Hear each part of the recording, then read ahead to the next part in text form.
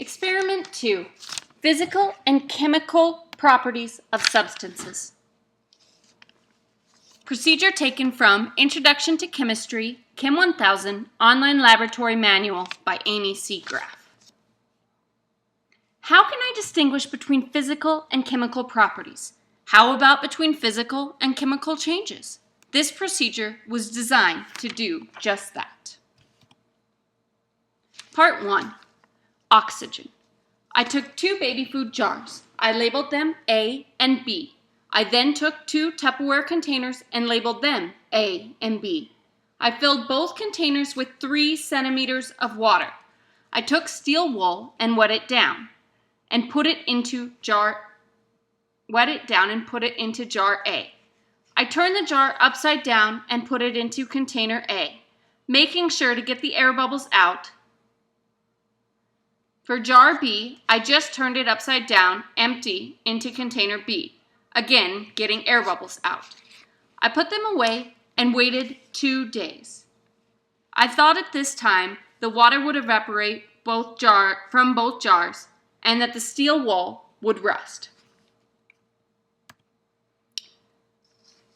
2 days later, I was surprised to find that jar A's water level had risen. Jar B, on the other hand, looked as if it had completely evaporated. The water in jar A increased. The steel wool had rusted slightly, which is a chemical change. The oxidation of the steel wool allowed the water to not evaporate from jar A. In jar B and both containers, the water evaporated some, a physical change. Part 2, carbon dioxide. I made an indicator solution out of cabbage leaves and water. I did this by taking 2 leaves of red cabbage and tearing them up and placing inside a plastic Ziploc bag. I added 180 milliliters of water to the cabbage. I squished the bag until the water was a medium to dark blue. I labeled 2 cups, A and B, and added 2 tablespoons of the solution to both cups. I put 3 teaspoons of baking powder into a plastic bottle and added 1 tablespoon of vinegar to the bottle, swirling to mix, holding the bottle. I tipped it into the solution in cup A, being careful not to get any liquid to come out, just gas. The carbon dioxide made from mixing baking soda and vinegar changed the color of the indicator solution. The pH level changed, telling me a chemical reaction had taken place. Here. I did not notice a change when I stirred the cups with the straw. I again did not see a change when I used the straw to blow my breath on the solution in cup B. I concluded that carbon dioxide was not strong enough, concentrated enough in my breath to have a reaction. For this procedure, Part 3, solubility. For this procedure, I used 250 grams of sugar, 50 grams table salt, and 50 grams of Epsom salt. I took 1 milliliter of water in a cup, 100 milliliters of water, in a cup, and slowly added the sugar until no more would dissolve. I repeated this with Epsom salt and table salt. In this stage, I was able to dissolve 101 grams of sugar, 21 grams of Epsom salt, and 23 grams of table salt.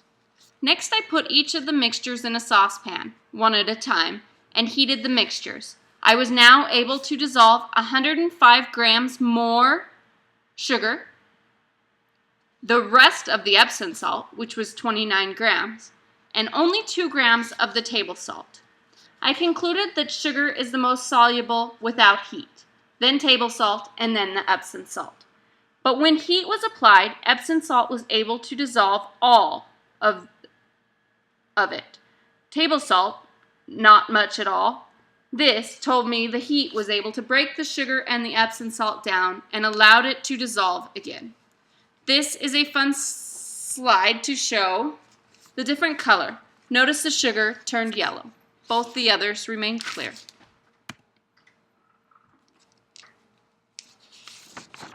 Part 4, viscosity. I added water to a slender container, oil to a second, and dish soap to a third, making sure to add the same amount to each. I put a piece of tape at the top of each liquid. I weighed 3 sets of these marbles. I weighed 3 sets of 3 marbles. The green, 11 grams, the orange, 16 grams, and the orange and green, 15 grams. I dropped the marbles into the green marbles into the water. The water increased by 0.8 centimeters when I added marbles. The oil increased by 1 centimeter when I added the orange marbles, and the dish soap increased by 1.5 centimeters when I added the marbles.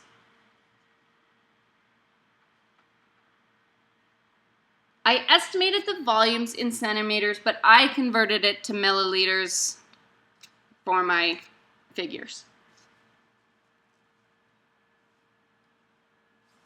I then used the mass and the volume to determine the density of each of the liquids. So here they are. 1 gram for water, or 1 gram divided by milliliters for water. Oil is here, and dish soap is here. I then took that information and did the same with my marbles. Viscosity is a physical property. It is describing how well of a lubricant something is. We were given several examples of substances with their density and viscosity. With this information, I decided the marbles would travel through the water the furthest and the fastest. The higher the viscosity, the slower the marbles fell. Like when I dropped the marbles in the dish soap. The marbles took longer to get to the bottom. Viscosity and density, surprisingly, do not relate. I thought the higher the density, the higher the viscosity, but the chart given to us does not support that theory. Also, I feel temperature does not affect viscosity. It affects the density. In conclusion,